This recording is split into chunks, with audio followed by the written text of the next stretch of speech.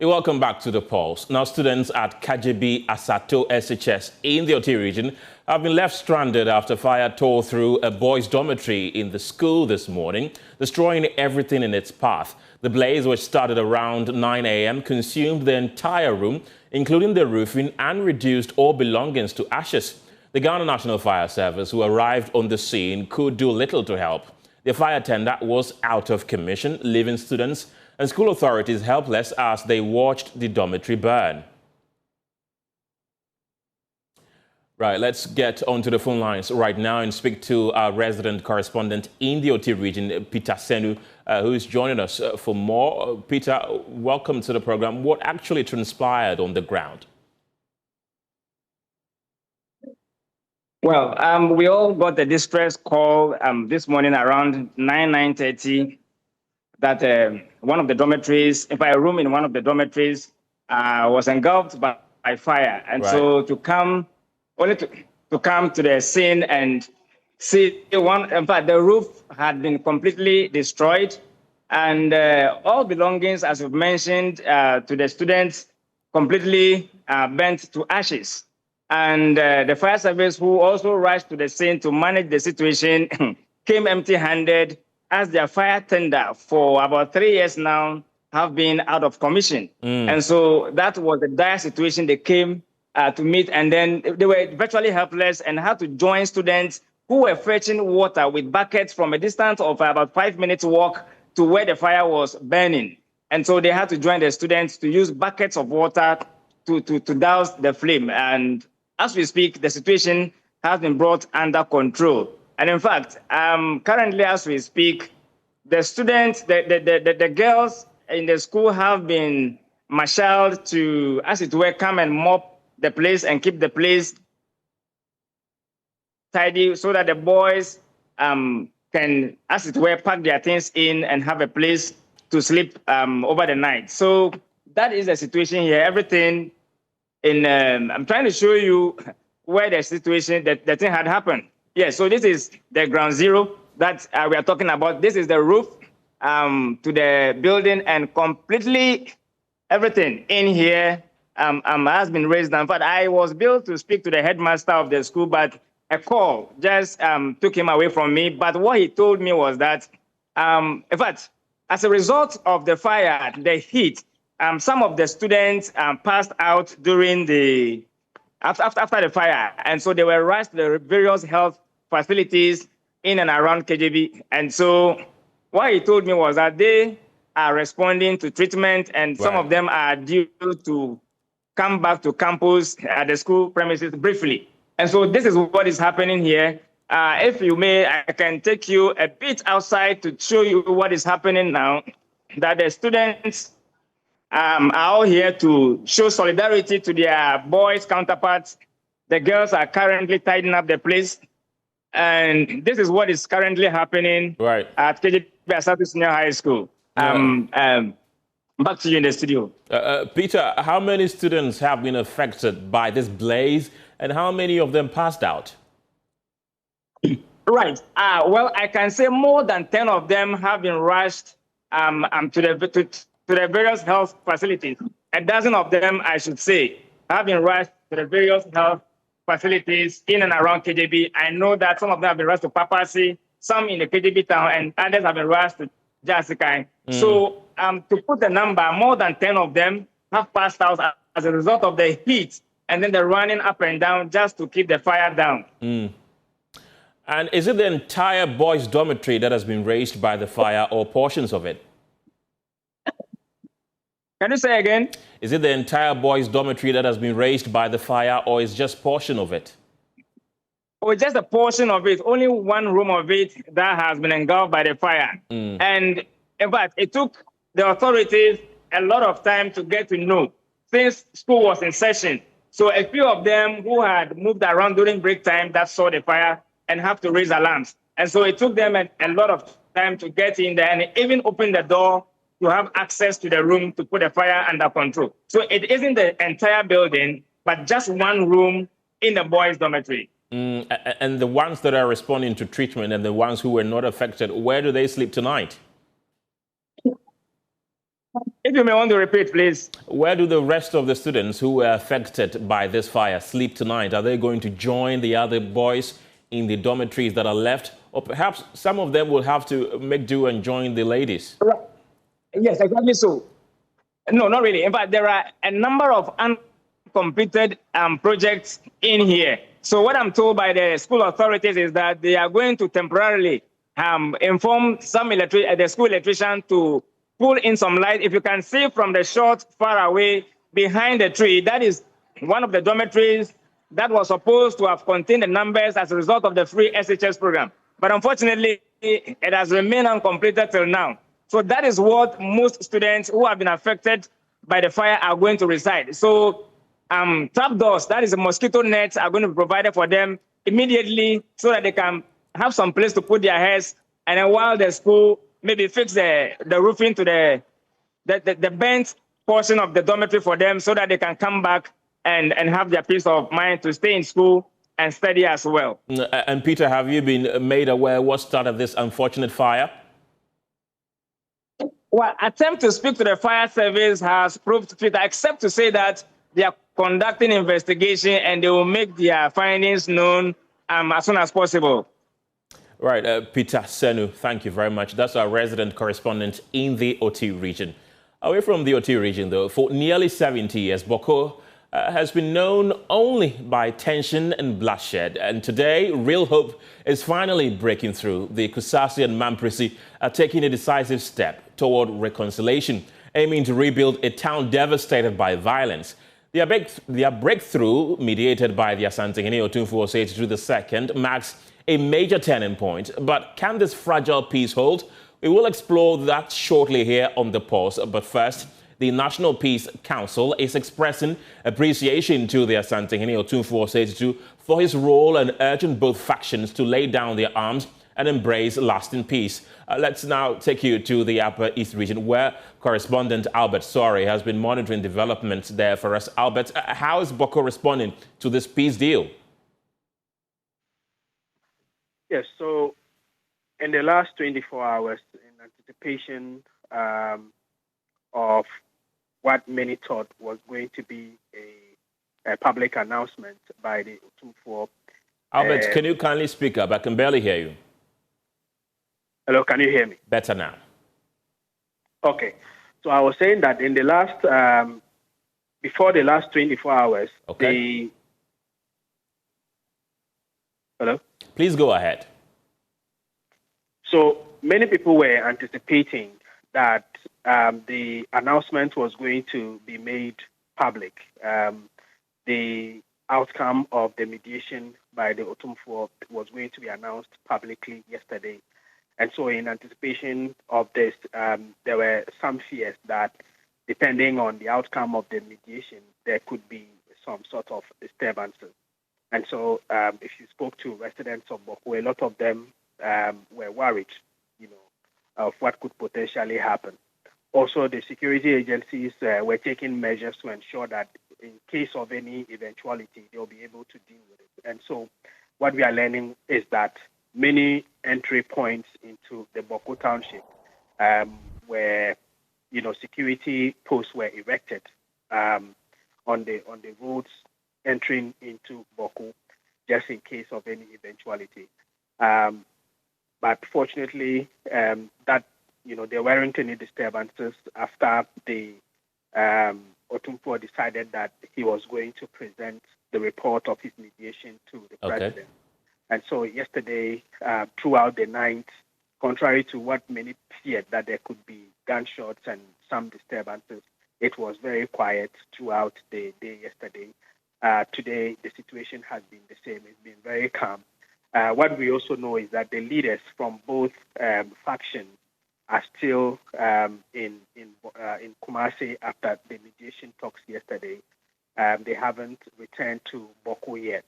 And so, their people are just waiting for their arrival to hear from them, what they have been able to pick up just maybe before the outcome of that mediation is presented to the president and hopefully made public eventually. Albert, sorry, thank you very much. That's our resident correspondent in the Upper East region. Let's now bring in the parties in this conflict. And we've been joined by Cletus Avoka, who is the spokesperson for the Kusasi delegation, and Dr. Issa Imora, who is the spokesperson for the Mamprusi delegation as well. They're both joining us via the telephone lines after decades of mistrust and violence. What convinced your factions to finally agree to this peace deal? Let me start with you, Cletus.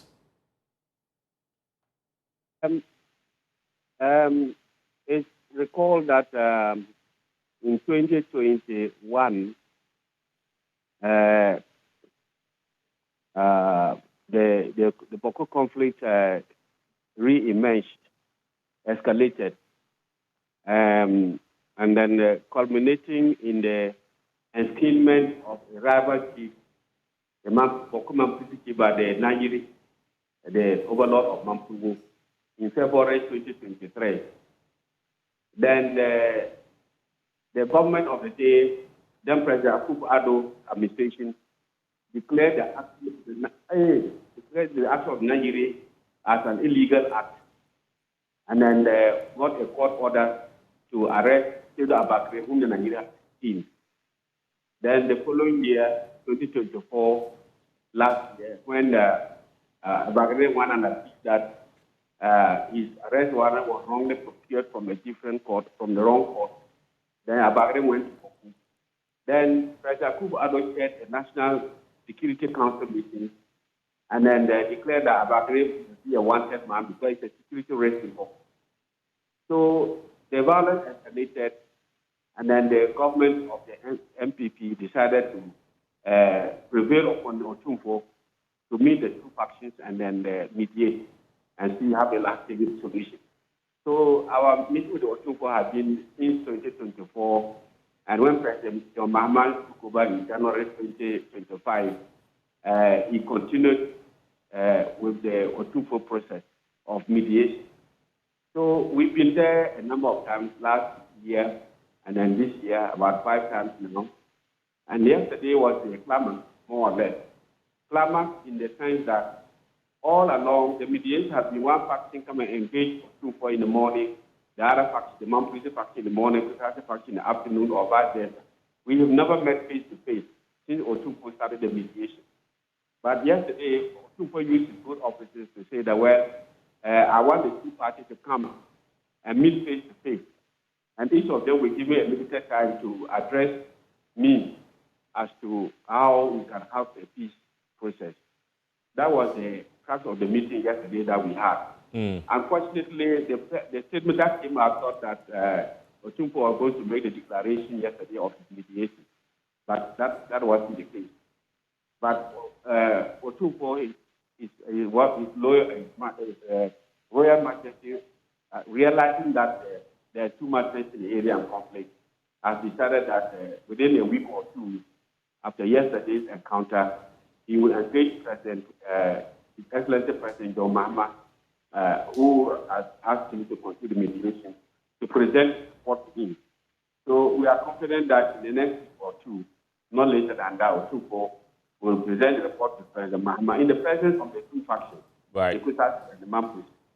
And then we'll get to what the findings of mediation would be. But suffice it to say that when we were doing our presentation yesterday, it was clear the Mamprusis have been talking about ancient history. They still have been talking about 13th century, 14th century. They still have been talking about Nagowa and the rest of them. But we go beyond that. The position of the law is that if a tradition, a custom, a history has been subjected to legal scrutiny, particularly a court of competent jurisdiction scrutiny, and the court, after examining the custom, the history, etc., and come to a conclusion, the decision of the court becomes the law and the custom of the area, and no more the ancient history that we'll be talking about. Against this background, it's reported that in 1957, there was a Mamprusi chief enskined by Nigeri, and the Kusasi chief enskined by the Kusasi. So the last colonial governor of the Gold Coast, Lord Listowel, set a committee of inquiry under the chairmanship of Opoku Afari to investigate the claims of the Kusasi and the Mapuches as to who are, by tradition and custom, the legitimate owners or who should become Bokunaba. The committee, after painstaking investigations and taking into account all the history that both parties have presented, the ancient history, the tradition that both parties have presented, the committee came to the conclusion that, in fact, Boku is a Kusasi land. The Mapuches are there as settlers. They just came to protect the trade route during the Saharan trade, and therefore the Kusasi, who have been the tenants and landowners and whatnot, should be recognized as the true rulers of the area. That was a court of competent jurisdiction, and the colonial government issued a white paper. The Mapuches contested this case in the High Court, and the Commission of Inquiry case in the High Court, and we went to the Court of Appeal. And the Court of Appeal, on the 21st of October 1958, came to the conclusion that, in fact, from the evidence so far, the history that stated, the stories and the rest of them, the committee was right in finding that Boku is Kusasi land, and only a Kusasi man can be the Bokunaba. And that was through due process that the Kusasi became chiefs of Boku, and the Bokunaba became Bokunaba and head chief of the whole of Kusasi area. Okay. That was 1958. Unfortunately, in 1966, National Liberation Council passed Decree 112, and without assigning any reason, without investigating any matter, arbitrarily and capriciously disowned the Kusasi chiefs, who have become chiefs through due process by virtue of Commission of Inquiry decision and that of the then Court of Appeal, which was the highest court of land at the time. Decree 112 arbitrarily disowned them. The Kusasi have been petitioning until finally, in 1983, during the era of the PND, the Kusasi petitioned again, and the PNDC used their good offices, studied the case from the Commission of Inquiry report, and the Court of Appeal thereof, and passed PNDC Law 75 of 1983, which restored the Kusasi people back to the Court of Appeal decision of 1958. So the Keren Bokunaba, whose father was then the chief, had died. So he was esteemed, the Keren Bokunaba, Zugrana, Anisham Apuraka, and Dr. II, was esteemed in 1984. So we have been gazetted at the Traditional Council, Regional House of Chiefs, and National House of Chiefs, and gazetted at the National Assembly. He has been chief since 1984. How many years now? 40-something years.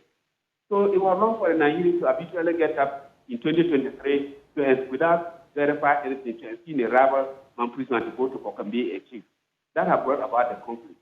And as if that is not enough, in 2003, when President Kufuor was in office, the man-prisoner went to the Supreme Court, asking the Supreme Court to declare PNDC Law 75 of 1980 null and void, asking the Supreme Court to declare that unless you are a man-prisoner prince, you cannot be a Bokunaba, and an injunction to restrain the Keren Bokunaba from acting as Bokunaba because he's a Kusasi who is not qualified to be Bokunaba.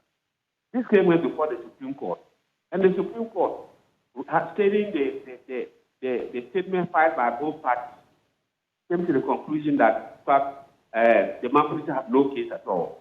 There must be attempted litigation. So they have no right to challenge the Bokunaba and the PND Law 75 or under Articles 270 and 277 of the 1992 Constitution. Matter closed. That was 2003. So for Mapuches to get up today and talk about history and talk about Nabewa and talk about Adam and Eve and talk about all types of things, it's unnecessary. These matters were campaigned before the Committee of Inquiry. These campaigns were the subject matter became before the Court of Appeal. And the courts have concluded. So we are now talking law, no more history. So as far as our cases, the Kusasi case is concerned, it's very, very simple. Right. We are law abiding. We believe in the due process of law. We believe in the rule of law. And if our brothers, our very, very good brothers, also respect the rule of law, respect the decisions of the Supreme Court of Ghana, respect the decision of the Court of Appeal of Ghana, respect the decisions of decrees of Ghana, then there won't be this conflict that we are having around at all. Okay. So we are feeling that we are brothers and sisters, we are very close, intermarried, live love with each other for love, and therefore we should coexist. And Boku, that used to be a glorified town. Boku used to be the town that anybody who was in the Upper East region who wants to go and live in Bawuku is now a paying shadow of himself. I'm confident that if Otufo is able to mediate, to let the Nigeria understand that, look, take care of your Mampuko kingdom. Right. If the Kusasi in the Upper East region alone, then there will be peace in Bawuku. Classes Avoka, hold on for me. I'll come back to you. But let me now bring in Dr. Issa Moro, who is the spokesperson for the Mamprisi delegation. Thank you very much for your time this afternoon. What do you make of the peace deal that took place at the Menchia Palace yesterday?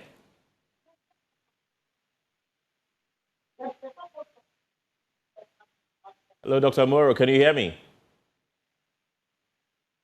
Unfortunately, we lost him just when we were about to connect with him. We're trying to get him back on the line right now. But the story we've been bringing you so far is the peace deal that happened yesterday at the Menchia Palace, which was mediated by Asantehene Otumfuo Osei the second. And I still have Cletus Avoka, who is the spokesperson for the Kusasi delegation there. Cletus, while we still wait for your colleague from the Mamprisi side to reconnect with us, well, I understand that we have Imoro back on the line. Dr. Imoro, thank you. I believe that you can hear me now. I was asking, what do you make of the peace deal that happened at the Menchia Palace yesterday?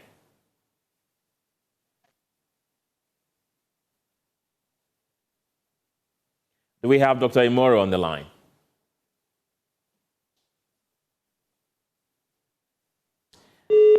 Unfortunately, we've lost Dr. Imoro once again. He's a spokesperson for the Mamprisi delegation. Let me bring back Cletus Avoka, who is the spokesperson for the Kusasi delegation, back on the line. Cletus, while we wait for your colleague to join, the indication we're getting from Bawuku is that people are receiving this news positively. And of course, the hope is that a long-lasting peace will come in the end. That is what we are all hoping for, correct?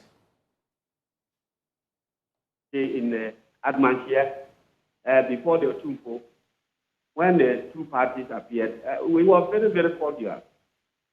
A few of us who know each other across the board, we were shaking hands and greeting each other. Like one lawyer, Nambe, a Mamprisi young man, he's a very good friend. And there were other or two other lawyers. After that, we came and we embraced each other, we shook hands, and we took pictures together. And we think that that should be the atmosphere. Unfortunately, I am made to understand that even before the delegations came out of Menchia Palace, the Mamprisi supporters who were outside there had poured powder on themselves, claiming victory, and shouting and jubilating and causing, nerves, whatnot.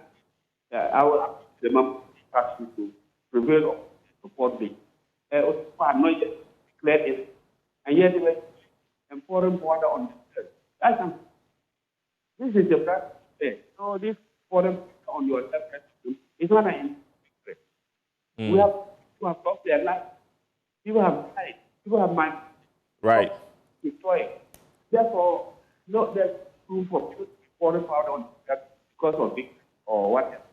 So we are on their two. I know he will put off it. Try to let them settle.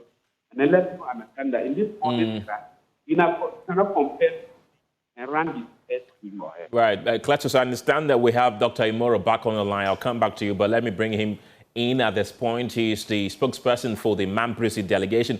Doc, I want you to respond so that I know that I finally have you on the line. Can you hear me? Yes, thank you very much, Kenneth. Good. Good afternoon to you and then your cherished listeners. Good afternoon. Let me pick your thought on the peace deal that happened at the Menchia Palace yesterday. Yes, so you'd have to give me some time to respond to some of the things Mr. Avoka said. You have all the time. Before I respond, I would just want to state that the media, sometimes we need to give out the right information. Because you're asking me of a peace deal that has been agreed to. As far as I am concerned, you would have to ask the mediator, is there any agreement? And it is a mediation process. This is a mediation and not an arbitration. But unfortunately, the media put the news out there that there was going to be a declaration and there was going to be a ruling. Right. So people were tensed. At least the media should be able to know that in mediation, A mediator's responsibility is to bring both factions to a middle ground and then help them find a solution. So I think we need to correct that information and let people know that it is a mediation. Right. And then the declaration that the media published about, or whether there is something that is, people need to be educated. And as for now, in mediation, there's a key principle in mediation. That is why I would like to take an issue with Honorable Cletus Avoka, because he's a statesman. He's a member of the Council of State. In mediation, most of the issues you discuss, they are confidential. So after we had our discussions yesterday, can you hear me, Kenneth? I can hear you, Dr. Imoro, but you said that you want to take issue with Cletus Avoka. I would want you to please calm down for me. Kindly don't take issue with him. So that is what I'm going to say. Okay. So the important thing is that when we had the discussions, it is supposed to be a bit of confidential. Right. And then that is why Otumfo, if you look at his press release, he was very careful in couching. He did not indicate whether there was an agreement that was arrived. He did not indicate whether there was a deadlock. And so most of the issues that Cletus Avoka are raising or is raising are a rehash of some of the things that were said in the mediation session. If I am also going to rehash them, where do we end? But importantly, once he has brought them, it is necessary I respond to some of them. Kenneth, without history, and if you look at the chieftaincy laws of Ghana, it is tradition and not a court. And that is why in today's Ghana, it is the National House of Chiefs that adjudicates chieftaincy matters, because the law recognizes that it is tradition and that it doesn't have to do with the regular court system that we have. If it has to go to the Supreme Court, it is only an appellate jurisdiction it has, but not an original jurisdiction. So if you come today and you are saying that talking about tradition is ancient history, and you are comparing it to Adam and Eve history, meanwhile you were before a mediator whose power or whose kingship dates back to the 17th century and then the 15th century. But you are saying it is Adam and Eve story. Now, Nagbewa is Adam. Even yesterday, let me put this important point. You said that how can Nagbewa give birth to 3 tribes? Cletus Avoka questioned the issue or the fact that Nagbewa existed. And this is something that, as a statesman, you know very well that the Gumbes, Mamprusis, and Nalumbes and Moshis all say they are descendants of Nagbewa. But Cletus Avoka, contested that fact and said one man cannot give birth to these 4 tribes. Meanwhile, today, all mankind say they are descendants of Adam and Eve. You have the white man, you have the black man, you have the Asian, you have the Arab. All of us are descendants of Adam and Eve. So would Cletus Avoka say that how can Adam and Eve give birth to the entire of these people? So we need to be very careful and then know what we say. When you are talking about history of Bawuku, you don't start from 1957.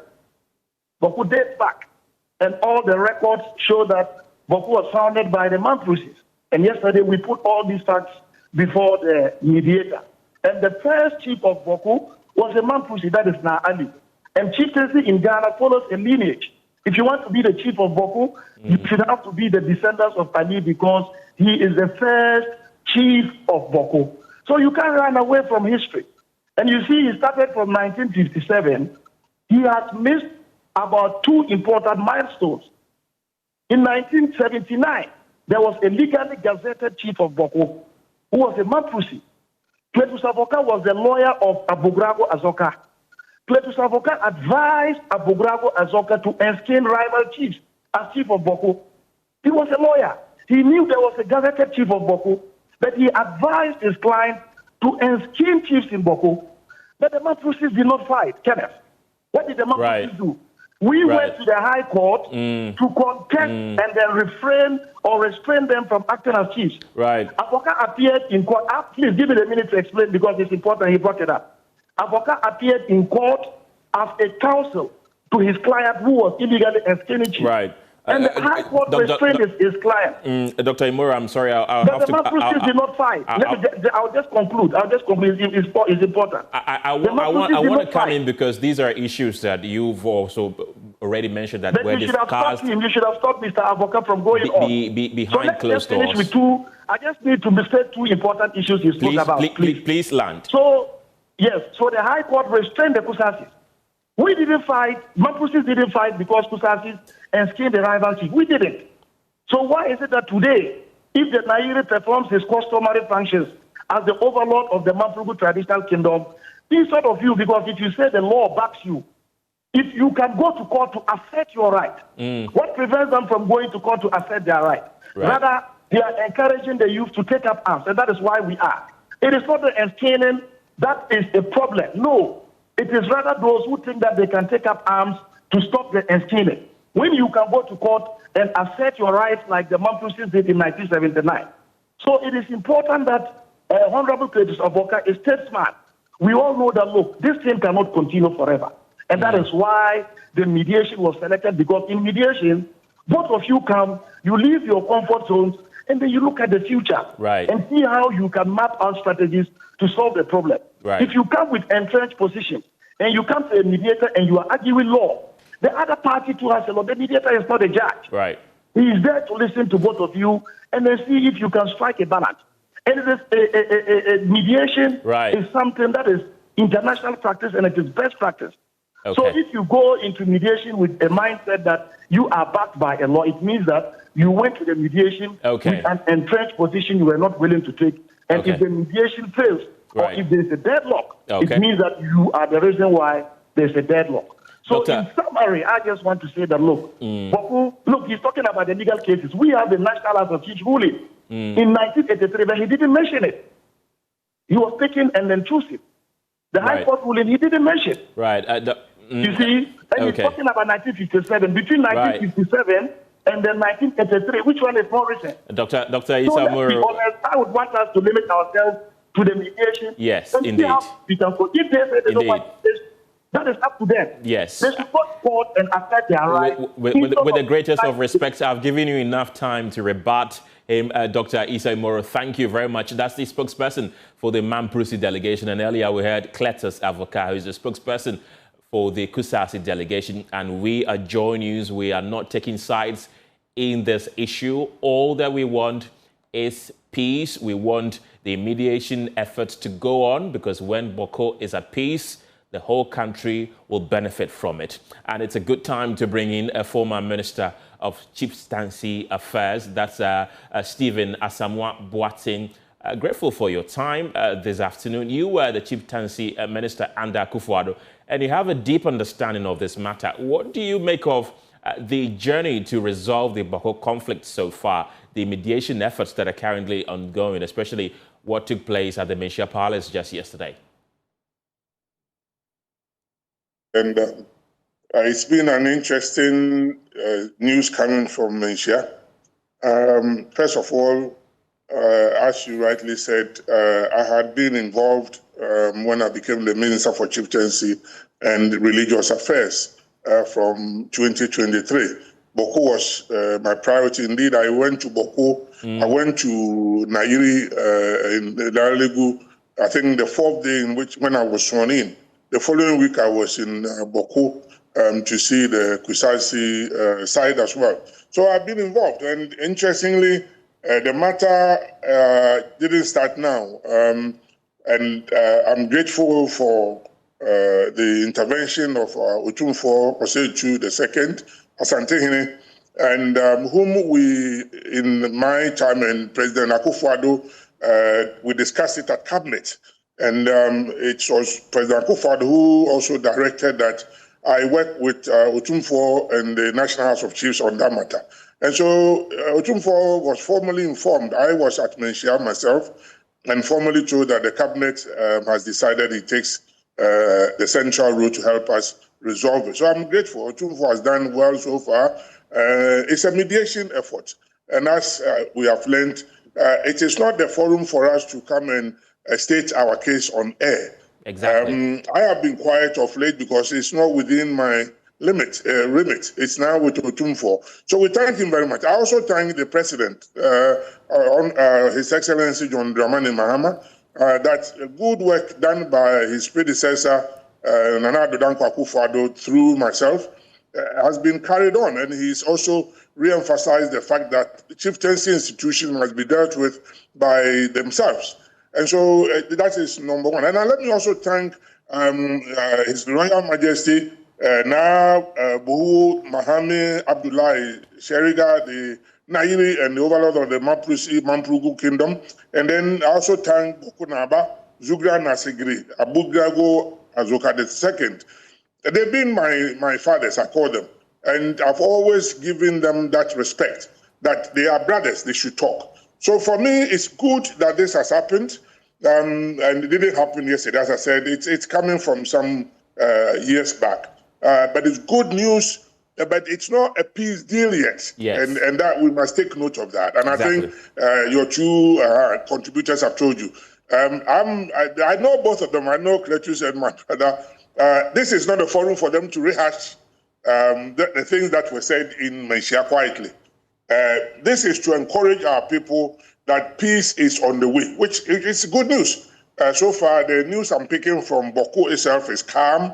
Everybody is anxious, but they are calm. And that's Otumfo's release yesterday said. It's a process. So it started from somewhere, it has to end somewhere. And he's going to report back to the president, who has given him a renewed responsibility to finish it. So I think we should all hold our tails for a while and call for calm, call for end of conflict, which is, they are all brothers. They are brothers. They live together. They've lived together before. And I think they can do it. As Avoka Pletu said, for the first time, they met face to face yesterday. Indeed, I said, if you go back to what I said earlier when I became Minister for Chieftaincy, I said it's a process. At one stage, the two sides must come together because you cannot mediate when they are separate. Are you with me? I am. When you are together, in Akan, we say something like or people have a spirit that connects. So once you meet, you might be the most intransigent, but once you meet even your difficult adversary, you tend to mellow down a little bit. And this is what I am happy about, that at the end of the day, we have all calmed down. And if you listen to your two contributors today, when they met yesterday, it was cordial, wasn't it? It was cordial. They shook hands and they stated their case. That remains quiet behind the scenes. And I'm looking forward to the process moving to the presidency in the next couple of weeks so that we can bring this to a conclusion. And they live together peaceful as brothers and sisters. Minister, what approach should government use right now going forward to ensure that finally a peace deal is brokered? First of all, government must find resources. These things are not conducted in vacuum. Otumfo's mediation requires the resources of government to be provided. They should also work behind the scenes. Not only, I realized that I couldn't do it by myself, and me and the cabinet of President Akufo-Addo realized it, that politicians, sometimes people don't believe we can resolve these matters. Right. Because there's a tone, a political tone, which if you are not careful, you go deeper, they will tell you all sorts of MPP matter and NDC matter or CPP matter or UP matter. So we can never end it by ourselves. So what we do as politicians is to go behind the scenes and talk. And I keep on talking. To be frank with you, I call both sides. I call them. I will call my brothers in the Mamprisi area. Even though I'm not in government, I'll call my brothers in the Kusasi area. Right. And I think that is calming them down.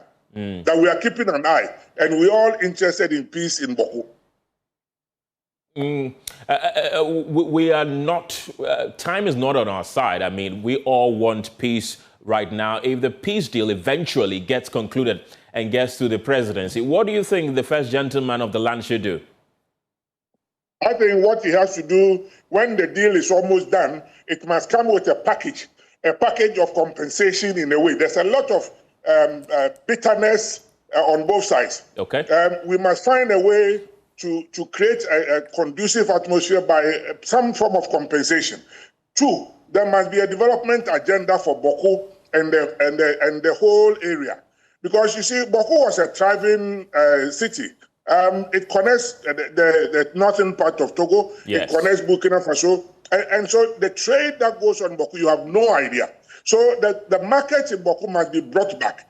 And that means that there must be a development agenda to to make economic growth a central pillar of the peace. Because you can ask them to talk and they go there, there's no job to do, there's idle hands. The idle hands will find something to do. The young men are there, they have nothing to do. What do you expect them to do? So we must occupy them. If it's agric, it's a trade, whatever, it is some funding for them to start their own businesses.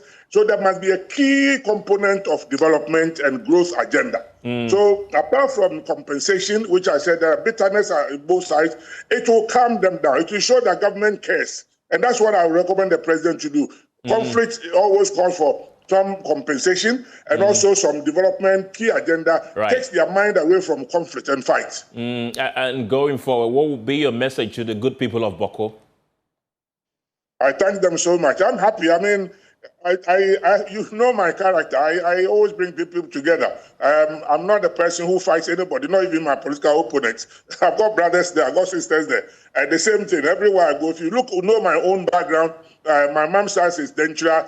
We have Bruno in us, we have an Ever in us, we have Ghana in us, and my father's side Ashanti. So, and I married Kusasi. So you should understand me. I'm an all-rounder. And for me, I'm happy. Bawuku should be peaceful and Bawuku should be thriving. We all will go there and do some trading and come back. So I'm happy the northern part of the country, the northeast part, is coming to realize that you are brothers. And if you go into the details, some are married to the Kusasis and Mampusis and Mushi. And why should brothers be fighting? It's because the people fund it. And when people fund it, it becomes the case. And the young people have no job to do, then they get idle hands to utilize. So development. Bawuku must be central. It must be part of the central budget of the local government minister and the chieftaincy minister. We should beef up his budget so that there can be development. Right. Stephen Asamoah Boateng, thank you very much. He's a former minister for chieftaincy and religious affairs. Let's bring in a security expert, Dr. Victor Doke, for more on this. Grateful for your time this afternoon. What do you make of this peace efforts in Bawuku? Or how different is this from the many failed attempts in the past?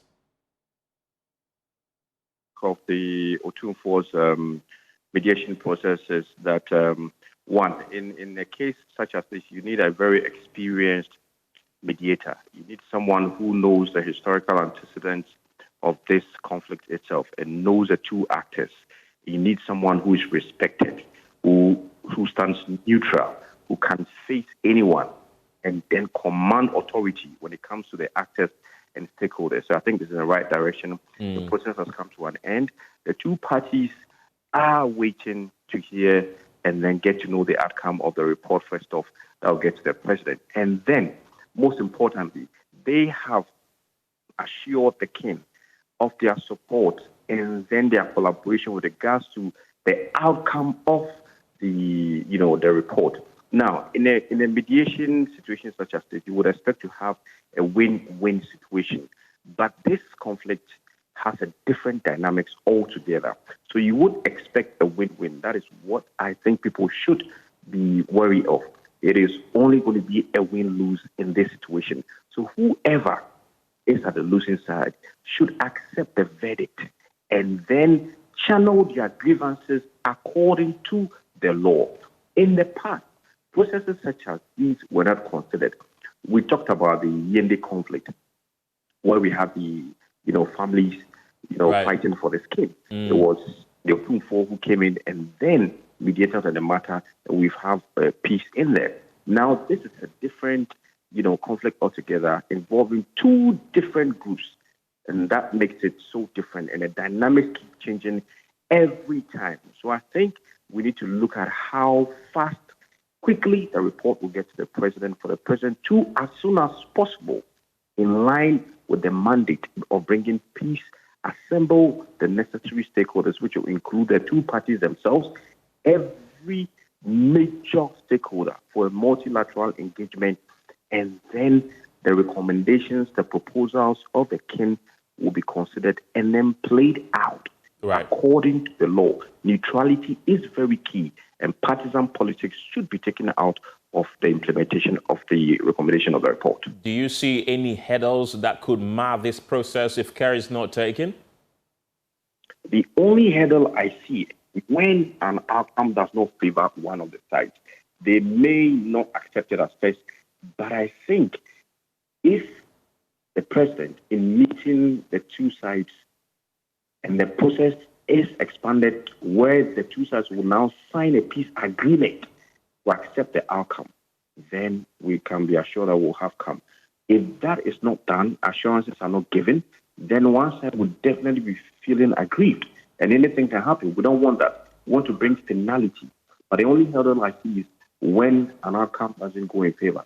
But that is not something that cannot be done. That is why the stakeholders that are going to implement the recommendations need to be very apt and ensure they do it to the letter, according to what the king has said. Of course, these mediation efforts are in its early stages. What do you think all parties should do to ensure that it becomes a success? Cooperation and collaboration.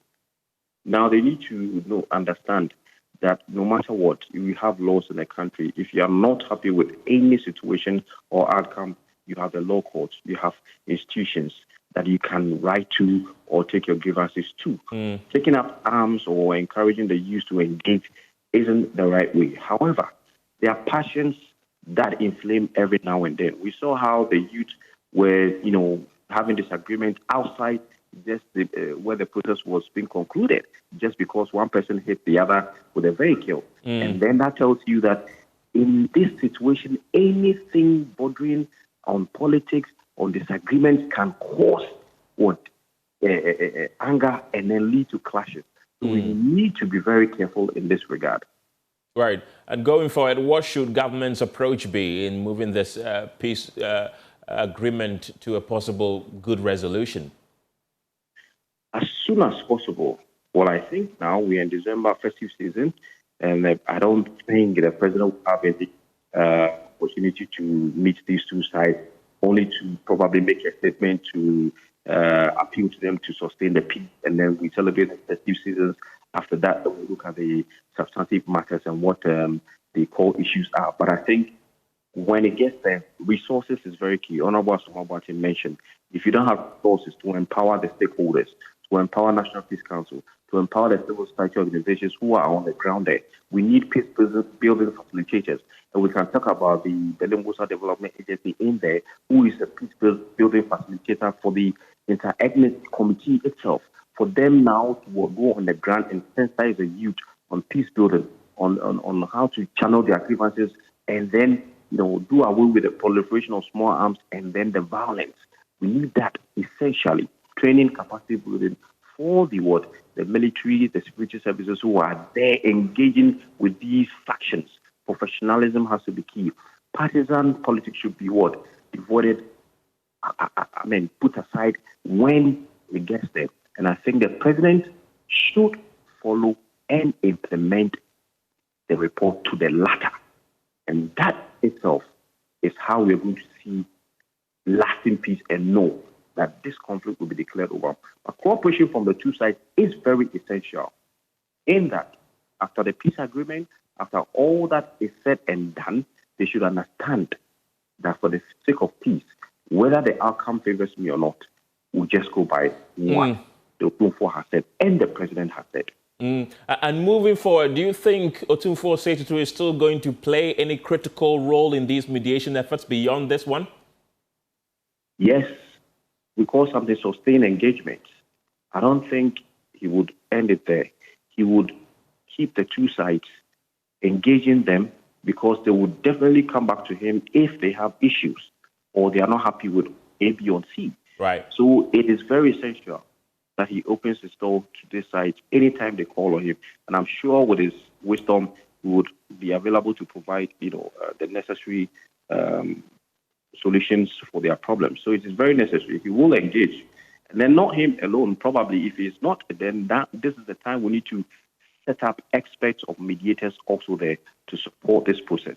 So it's a sustained engagement. It is not one-off. Right. Dr. Victor Doke, thank you very much. He's a security analyst. You're still watching the polls here on Joy News. Still to come, government pledges to create a more supportive environment for doctors as new Ghana Health Service data reveals that 7 out of 10 posted medical officers have not reported to their assigned regions. That's what's coming up after the break. To the medical officers, we are posting here at the moment not to see this policy as punishment, but as an attempt for equitable distribution of the workforce we have in this country.